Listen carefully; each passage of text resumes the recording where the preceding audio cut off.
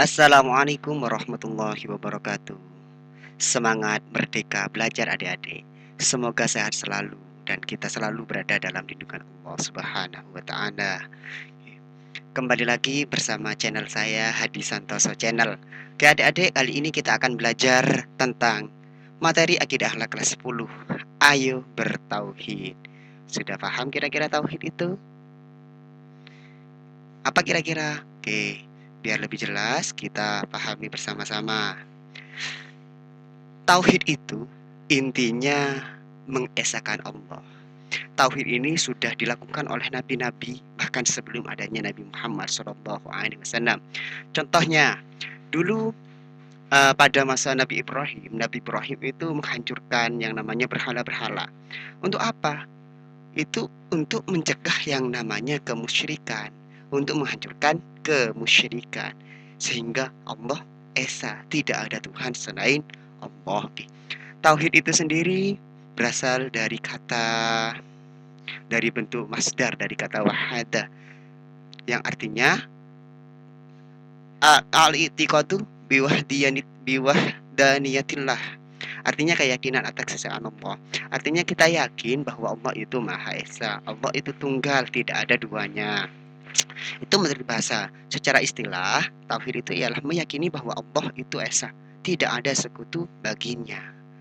Kesaksian ini dirumuskan dalam bentuk kalimat asyhadat la ilaha illallah, tidak ada Tuhan selain Allah, la syarikalah, dan tidak ada sekutu juga bagi Allah. Allah itu Esa, artinya satu, tidak bisa dihitung, tidak ada duanya, tidak ada tiganya, dan seterusnya. Intinya Allah itu satu. Oke. Nama-nama ilmu tauhid. Ilmu tauhid bisa disebut juga dengan ilmu usul.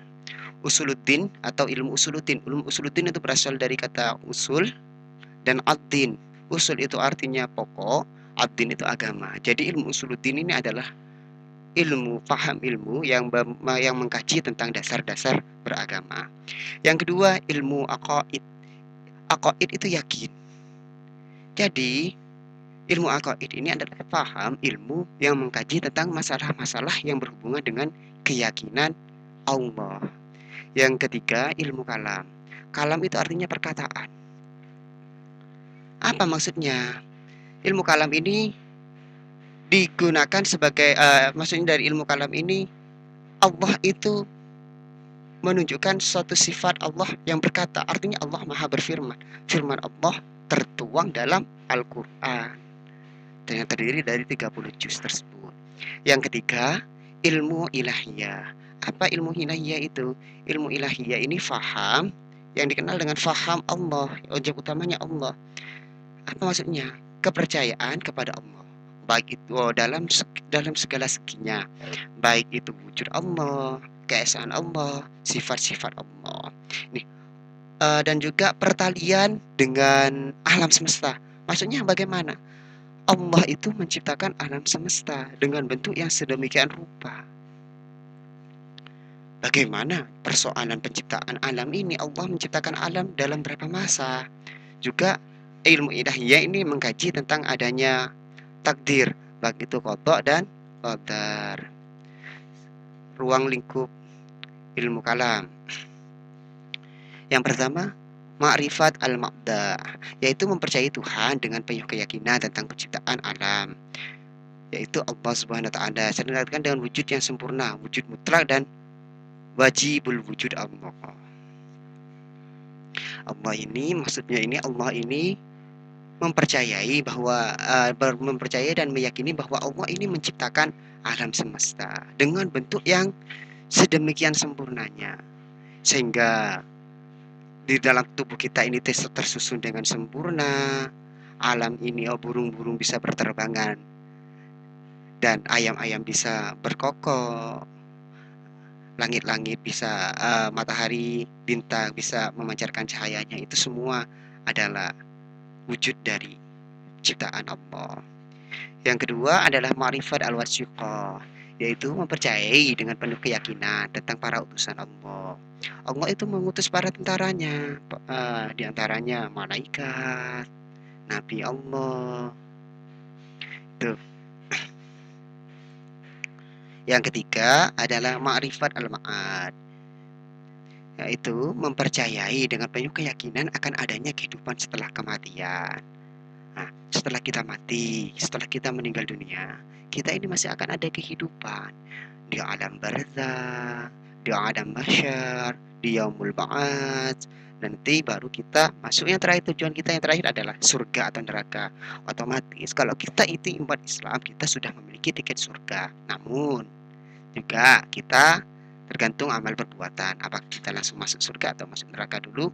Allah alam bisawab, tergantung perbuatan kita selama kita hidup di dunia. Macam-macam ilmu tauhid.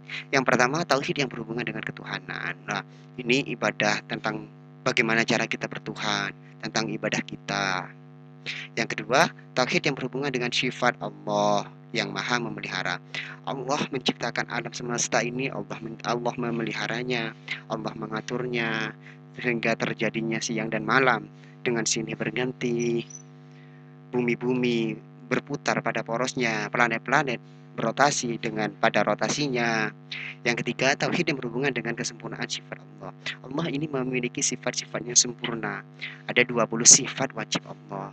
Manusia juga di antaranya contohnya, Allah maha melihat. Manusia juga melihat, manusia juga bisa melihat. Manusia juga bisa mendengar.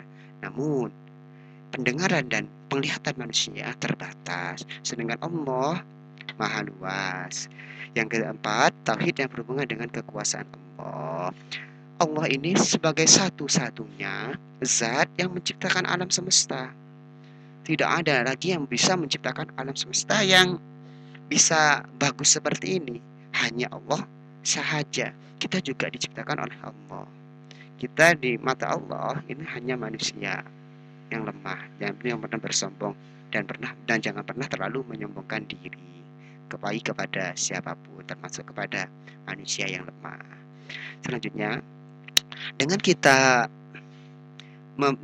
bertauhid, apa saja yang bisa kita dapat? Nah, tauhid yang pertama, tauhid akan menumbuhkan sikap kesungguhan dan benar-benar mengharap kepada Allah. Dengan kita hidup akan penuh dengan rasa optimis di dalam hidup ini. Yang kedua, orang yang bertauhid, jika suatu saat dikaruniai harta, maka ia akan bersyukur, bukan kufur. Ia akan membelanjakan hartanya ke jalan yang benar, bukan untuk digunakan berfoya-foya atau bahkan menuju ke jalan kemaksiatan. Yang ketiga, dengan bertauhid ini akan mendidik manusia supaya berpandangan luas, tidak sempit. Mau mengadakan penelitian tentang alam, misalkan begini. Ketika kita beriman kepada Allah, kita bertauhid kepada Allah, kita bisa melihat, misalkan kita melihat burung terbang. Di hati kita, subhanallah, burung tersebut bisa terbang. Kita meneliti bagaimana burung ini bisa terbang hingga kita benar-benar takjub dengan ciptaan Allah yang luar biasa ini. Yang keempat, orang yang bertauhid akan merendahkan diri dan tidak tertipu oleh hawa nafsu yang ada pada dirinya. Ingat, cobaan paling besar pada manusia itu adalah nafsu. Mungkin kita bisa mengendalikan, kita bisa menyadarkan teman-teman kita, tapi apakah kita bisa mengendalikan nafsu kita? Nafsu yang selalu bergejolak di dalam diri, yang terus menggoda kita untuk menuju dalam kesesatan. Yang kelima, dengan kita bertauhid kepada Allah, kita akan menjauhkan diri dari sesuatu yang kosong. Artinya, semua amal perbuatan manusia ini akan dihisab dan dimintai pertanggungjawaban, sehingga kita selama hidup kita akan mengisi dengan penuh kebaikan, bukan dengan hal-hal kosong belaka. Dan yang terakhir, dengan bertauhid yang benar ini, kita akan diliputi ketenangan dan ketenangan di dalam jiwa. Ketika kita merasa bersalah kepada Allah, kita akan langsung bertaubat. Iyyaka na'budu wa iyyaka nasta'in. Padamu ya Allah kami menyembah, dan padamu pula ya Allah kami meminta pertolongan. Nah, namun ketika kita tidak mau bertauhid, tidak mau mengesahkan Allah, ini akan sangat-sangat berbahaya sekali. Oke, bahaya tidak bertauhid. Yang pertama, ketika kita tidak bertauhid, bahaya yang pertama adalah orang yang tidak bertauhid tidak akan mempunyai rasa optimis dan pengharapan di dalam hidup. Kenapa? Karena di dalam benak kita ini, kita tidak yakin dan tidak sadar bahwa akan ada kehidupan setelah kematian. Hingga hidup kita selama dunia ini kita lakukan dengan perbuatan-perbuatan yang menyeleweng. Nauzubillah summa nauzubillah min dzalik. Yang kedua, orang yang tidak bertauhid ini akan berpandangan sempit. Berpandangan sempit bagaimana? Dia tidak takjub, hatinya ini tertutup, hatinya ini buta. Dia tidak akan merenung dengan rahasia di balik kekuasaan Allah.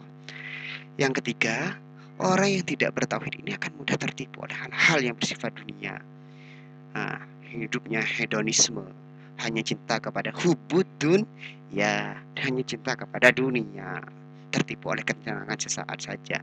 Dan yang keempat, orang yang tidak bertauhid ini akan tertutup jiwanya.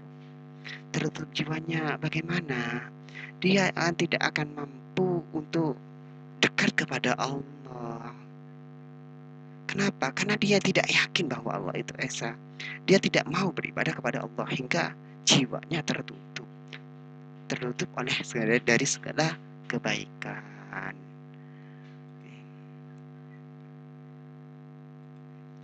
Oke, cukup sekian adik-adik materi kali ini. Semoga bisa bermanfaat bagi kita semua dan adik-adik bisa menjadi generasi Islami Qurani yang berguna bagi agama, nusa dan bangsa. Amin ya rabbal alamin. Cukup sekian, saya akhiri. Assalamualaikum warahmatullahi wabarakatuh.